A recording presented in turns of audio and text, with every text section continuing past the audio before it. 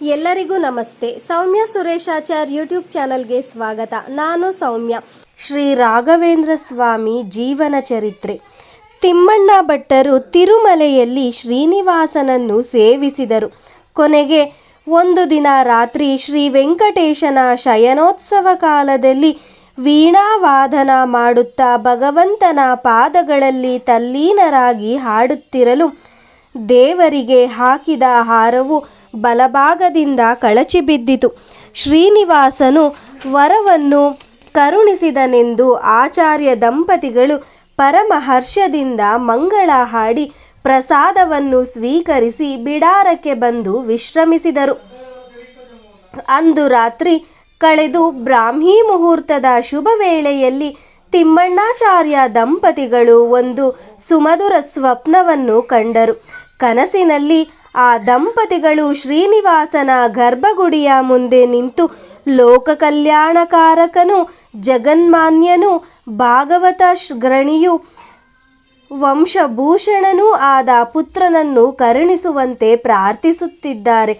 ಆಗ ಇದ್ದಕ್ಕಿದ್ದಂತೆ ಕೋಟಿ ಸೂರ್ಯ ಪ್ರಕಾಶವುಳ್ಳ ಅಪೂರ್ವ ತೇಜಸ್ಸಿನ ಮಧ್ಯದಲ್ಲಿ ಕೌಸ್ತುಭ ವನಮಾಲ ಕಿರೀಟ ಕುಂಡಲ ಕಂಕಣಹಾರ ಭೂಷಿತನಾಗಿ ಶಂಖಚಕ್ರಧಾರಿಯಾಗಿಯೂ ಪೀತಾಂಬರಗಳಿಂದ ಶೋಭಿತನಾದ ಜಗನ್ಮೋಹಕ ಸೌಂದರ್ಯ ರಾಶಿಯಿಂದ ಮಂದಹಾಸ ವದನಾರವಿಂದನಾದ ಶ್ರೀ ಶ್ರೀನಿವಾಸನು ದರ್ಶನವಿತ್ತು ಅಭಯ ಪ್ರದಾನ ಮಾಡುತ್ತಿರಲು ದೇವದೇವ ಜಗನ್ನಾಥ ಶ್ರೀ ಪದ್ಮಾವತಿಯರ ಪ್ರಿಯ ಸಖ ಬ್ರಹ್ಮ ಭವೇಂದ್ರಾದಿ ವಂದ್ಯ ಜಗಜ್ಜನ್ಮಾಧಿಕಾರಣ ಅನಂತ ಕಲ್ಯಾಣ ಗುಣಗಣ ಪರಿಪೂರ್ಣ ಸಮಸ್ತ ದೋಷ ದೂರ ಮುಕ್ತಿದಾಯಕ ವೇದೈಕ ವೇದ್ಯ ನನ್ನ ಕುಲಸ್ವಾಮಿಯೇ, ಭಕ್ತವತ್ಸಲ ಭಯ ನಿವಾರಣ, ಈ ಸೇವಕನ ಅಲ್ಪ ಸೇವೆಗೊಲಿದು ಪ್ರಸನ್ನನಾಗಿ ನಮ್ಮನ್ನು ಉದ್ಧರಿಸುವ ಸಲುವಾಗಿ ದರ್ಶನ ಕೊಟ್ಟೆಯ. ನನ್ನ ಸೇವೆಯನ್ನು ಸಾರ್ಥಕ ಮಾಡು ಎಂದು ಆಚಾರ್ಯರು ಭಕ್ತಿಯಿಂದ ಪ್ರಾರ್ಥಿಸುತ್ತಿದ್ದಂತೆ ಸ್ವಾಮಿಯು, ವತ್ಸ, ಉತ್ತಮ ಸಂತಾನಕ್ಕಾಗಿ ಮಾಡಿದ ನಿಮ್ಮ ಸೇವೆಗೆ ಮೆಚ್ಚಿದ್ದೇನೆ ಆಚಾರ್ಯ. ಈಗ ಜಗತ್ತಿಗೆ ಕಲ್ಯಾಣಕ್ಕಾಗಿ ಮಹಾತ್ಮನೊಬ್ಬನ ಅವತಾರವಿಂದು ಅವಶ್ಯಕವಾಗಿದೆ.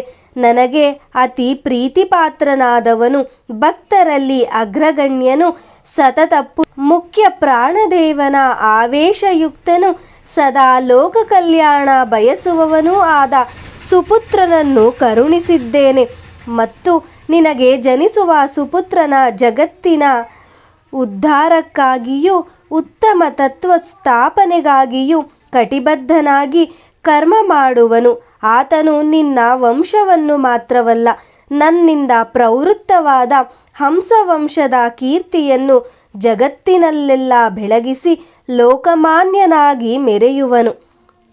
ತ್ರಿಲೋಕಗಳಲ್ಲೂ ಅವನ ಕೀರ್ತಿಯು ಗೇಗೀಯಮಾನವಾಗಿ ಅವನಿಂದ ಭಾಗವತ ಧರ್ಮವು ವಿಶೇಷ ಜಾಗೃತಿ ಹೊಂದುವುದು ಎಂದು ವರವಿತ್ತು ಅದೃಶ್ಯನಾದನು. ತಿಮ್ಮಣ್ಣ ಭಟ್ಟರಿಗೆ ಪುನಃ ಪುತ್ರ ಸಂತಾನವಾಯಿತು. ಶ್ರೀಹರಿಯು ಪ್ರಸನ್ನವಾದ ಮೇಲೆ ಪ್ರಪಂಚದಲ್ಲಿ ಯಾವ ವಸ್ತುವೂ ದುರ್ಲಭವಲ್ಲ. ಆದ್ದರಿಂದ ಸೇವೆ ಮಾಡಿದ ಸ್ವಲ್ಪ ದಿವಸಗಳಲ್ಲಿಯೇ ಶ್ರೀನಿವಾಸನ ಅನುಗ್ರಹದಿಂದ ಗೋಪಿಕಾಂಬೆಯು ಗರ್ಭವತಿಯಾದಳು. ದಂಪತಿಗಳ ಸಂತೋಷಕ್ಕೆ ಪಾರವೇ ಇರಲಿಲ್ಲ. ಆ ಗರ್ಭವು ಶ್ರೀಹರಿಯ ವರಪ್ರಸಾದಿಯಾದ್ದರಿಂದ ಗೋಪಿಕಾಂಬೆಗೆ ಅಸಾಧಾರಣ ಬಯಕೆಗಳುಂಟಾದವು. ಅಂದರೆ ತನ್ನ ಮನೆಯಲ್ಲಿ ಬಿಸಿಯಾದ ಮೃಷ್ಟಾನ್ನ ಭೋಜನವಿದ್ದರೂ ಪಕ್ಕದ ಮನೆಯ ಆರಿದ ರುಚಿಯಿಲ್ಲದ ಅನ್ನವೇ ಇಷ್ಟವಾಗುತ್ತಿತ್ತು. ಉತ್ತಮವಾದ ಬಣ್ಣ ಬಣ್ಣದ ವಸ್ತುಗಳಿದ್ದರೂ ಯಾವಾಗಲೂ ಕೆಂಪು ಬಣ್ಣದ ಬಟ್ಟೆಯನ್ನೇ ಇಷ್ಟಪಡುತ್ತಿದ್ದಳು. ದೇವರ ಮೇಲೆ ಹೊಸ ಹೊಸ ಪದ್ಯಗಳನ್ನು ರಚಿಸುತ್ತಿದ್ದಳು. ಈ ರೀತಿ ತನ್ನ ಹೊಟ್ಟೆಯಲ್ಲಿರುವ ಕೂಸು ಮುಂದೆ ಯತಿಯಾಗಿ ಕಾವಿ ವಸ್ತ್ರ ಧರಿಸಿ ಭಿಕ್ಷಾಟನೆ ಮಾಡುವುದಲ್ಲದೆ ತನ್ನ ಪಾಂಡಿತ್ಯ ಚಮತ್ಕಾರದಿಂದ ಸಾರಸ್ವತ ಪ್ರಪಂಚಕ್ಕೆ ಮಹತ್ತರ ಕೊಡುಗೆ ನೀಡುವನೆಂಬುದನ್ನು ಬಯಕೆಯ ಮೂಲಕ ತಿಳಿಸುತ್ತಿರುವಂತೆ ಇತ್ತು.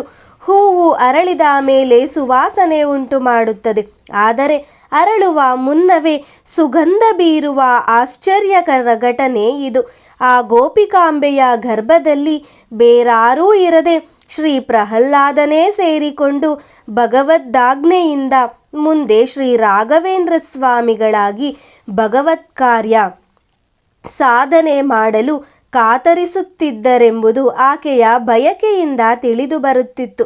ಇಂತಹ ಜಗದ್ಗುರುವನ್ನು ಗರ್ಭದಲ್ಲಿ ಧರಿಸಿದ ಪುಣ್ಯ ಎಷ್ಟು ಜನರಿಗೆ ಲಭ್ಯ? ಅಂತಹ ಪುಣ್ಯಾತ್ಮನನ್ನು ಆಕೆ ಹೊಂದಲು ಎಷ್ಟು ರೀತಿ ವ್ರತೋಪವಾಸಗಳನ್ನು ಮಾಡಿರಬಹುದು? ಅಂತಹ ಪುಣ್ಯಗಳನ್ನು ಮಾಡಿದ್ದರಿಂದಲೇ ಅವರಲ್ಲಿ ಆಧಾರದಿಂದ ಭಾಗವತೋತ್ತಮನಾದ ಶ್ರೀ ಪ್ರಹ್ಲಾದನು ಅವತರಿಸಿದನು. ಗೋಪಿಕಾಂಬೆಗೆ ನವಮಾಸಗಳು ತುಂಬಲು ಸುಖಪ್ರಸವದ ಸಮಯ ಆಸನ್ನವಾಗುತ್ತಿರುವಂತೆಯಲ್ಲೇ ಶುಭ ಗ್ರಹಗಳು ಪರಿಪೂರ್ಣ ಶುಭರಾಗಿ ದೃಷ್ಟಿಸುವ ಶುಭ ಲಗ್ನ ಮುಹೂರ್ತದಲ್ಲಿ ಕ್ರಿಸ್ತಶಕ 1595ನೇಯ ಶ್ರೀ ಮನ್ಮಥ ನಾಮ ಸಂವತ್ಸರದ ಪಾಲ್ಗುಣ ಶುಕ್ಲ ಸಪ್ತಮಿ ಶುಕ್ರವಾರ ಮೃಗಶಿರಾ ನಕ್ಷತ್ರದಲ್ಲಿ ತೇಜಸ್ವಿಯಾದ ಶಿಶುವಾಗಿ ಶ್ರೀ ರಾಘವೇಂದ್ರರು ಅವತಾರ ಮಾಡಿದರು.